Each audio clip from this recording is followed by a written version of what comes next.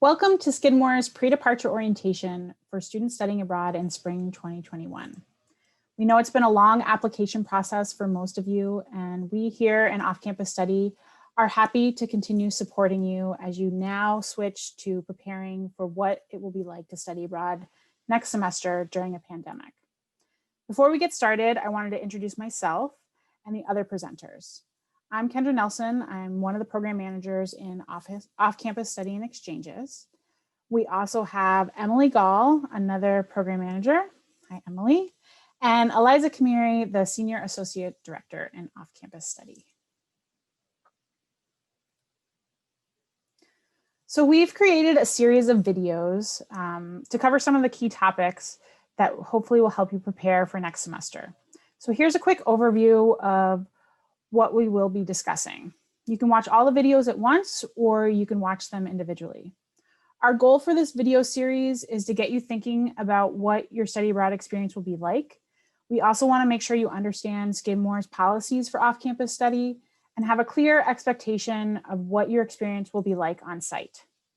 This is not the only place to get the information to help you prepare. Your program will also be providing a lot of detail and will most likely have their own online pre-departure orientation. So you may be wondering how many students are actually studying abroad next semester and which programs are running in spring 2021.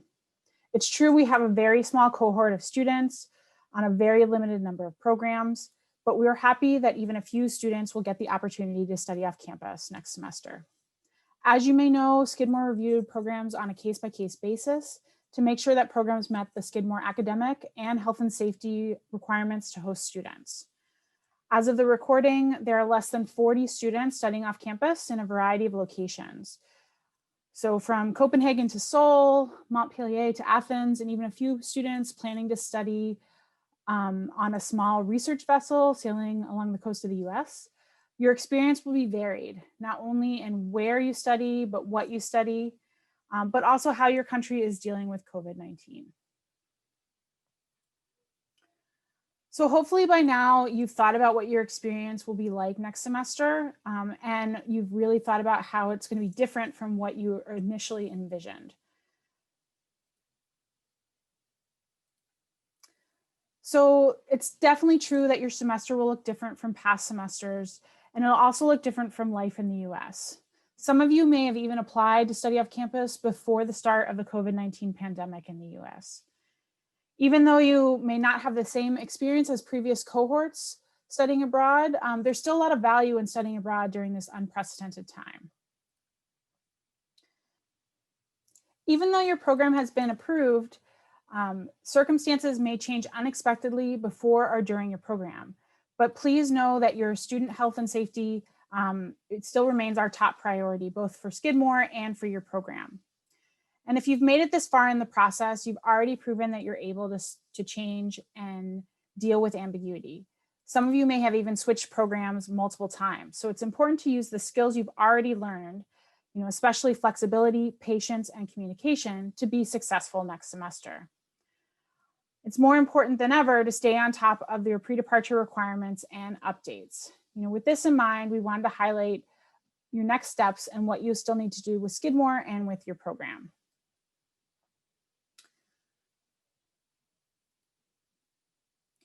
So for Skidmore, you definitely should log into your Skidmore application in the OCSE portal to see what you still need to submit.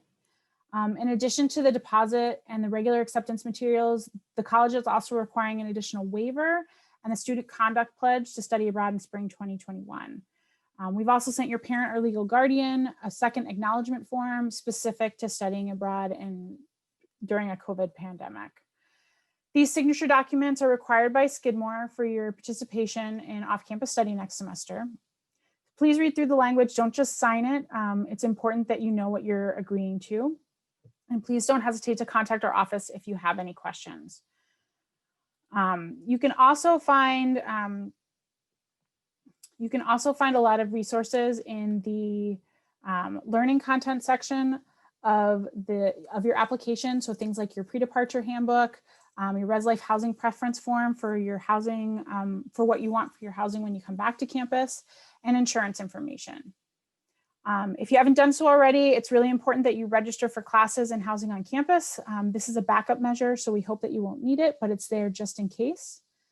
And then, you also need to do some things with your program. So make sure that you hopefully have finished all of your application, start submitting your post-acceptance materials to your program, and they will give you a lot of pre-departure information as well as having their own online orientation. If you have any questions, please don't hesitate to reach out to Eliza, Emily, or I. We'd be happy to help you go through what you still need to do. And we hope that the rest of the videos will kind of outline a lot of good tips and thoughts about what to expect for next semester.